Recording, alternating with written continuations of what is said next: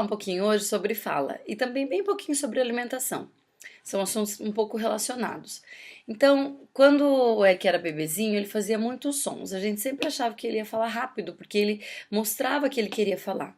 Quando o Eric tinha 10 meses, nós viemos para os Estados Unidos e eu queria muito que ele aprendesse inglês rápido. Eu sei que o português ele vai acabar aprendendo. Eu gostaria muito que ele tivesse o inglês para ele poder se relacionar com outras crianças e poder brincar, e principalmente para quando ele for para a escola, ele entender o que os professores queriam, o que os outros alunos queriam dizer. Eu sempre fiz ele assistir muitos desenhos em inglês, eu não gostava que ele assistisse em português. Eu tô aprendendo a falar inglês ainda, então eu não falo muito bem. Oi, filho! Uau! Eu tô aprendendo a falar inglês ainda, então eu sempre falei bastante português com ele. E agora eu falo um pouco mais inglês, mas eu ainda falo português. Primeiro porque eu tô aprendendo, não quero que ele aprenda errado. E depois porque eu quero falar em português com ele agora, porque ele tá indo pra escola, então ele pode ter esse incentivo maior no inglês lá na escola. Quando eu levei o Eric no médico, a respeito do terror noturno, a médica disse que ele fazia sons de bebê e isso incomodava ela, que além dele não falar, ele ainda fazia sons de bebê.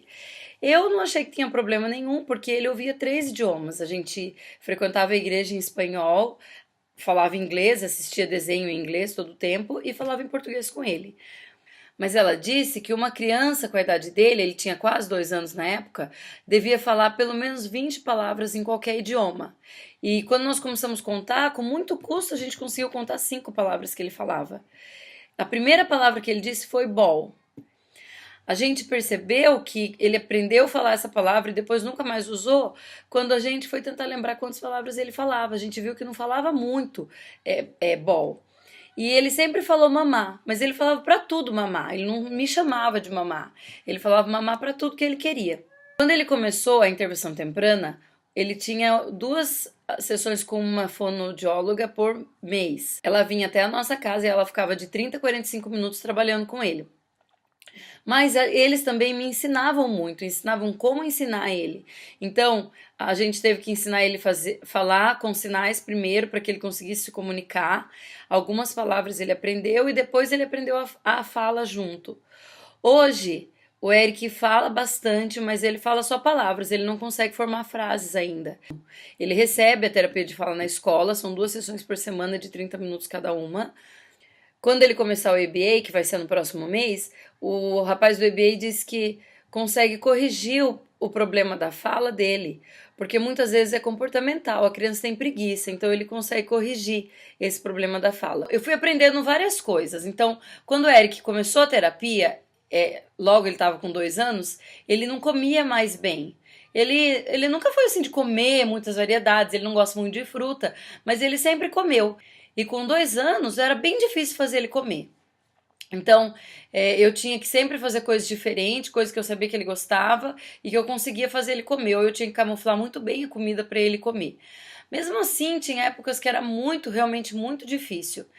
Eu aprendi com as terapeutas que quando a criança não fala muito bem, ela também não consegue mastigar muito bem, ela não tem muita habilidade para mastigar. Mas eu sempre achei que a criança tinha que obedecer, que a criança tinha que comer o que estava no prato. Então eu brigava muito com ele para ele comer. Então eu aprendi que a fala interferia diretamente na mastigação, me ensinou que eu devia ter um pouco mais de paciência. O que eu gostaria de deixar hoje é que a gente tem que sempre ficar muito atento com relação à fala. Fala é um sinal muito grande de que tem alguma coisa errada, não necessariamente o autismo, mas de que tem alguma coisa errada. Então, a criança com 1 ano, ela tem que saber falar algumas palavras, ela tem que já estar aprendendo. Eu sei que cada criança tem o seu tempo, mas não é por isso que a gente tem que deixar que o tempo aconteça. Eu li uma frase muito interessante num livro outro dia que dizia que o cérebro ele é autoprogramado para aprender. E que você não necessariamente precisa ficar super estimulando. Mas a gente tem que fazer a nossa parte, a gente tem que apresentar o mundo para a criança. E vamos fazer isso, vamos prestar atenção nas crianças, vamos prestar atenção nos marcos do desenvolvimento. Isso é muito importante, tá bom? Era isso que eu queria deixar hoje, até o próximo vídeo. Tchau!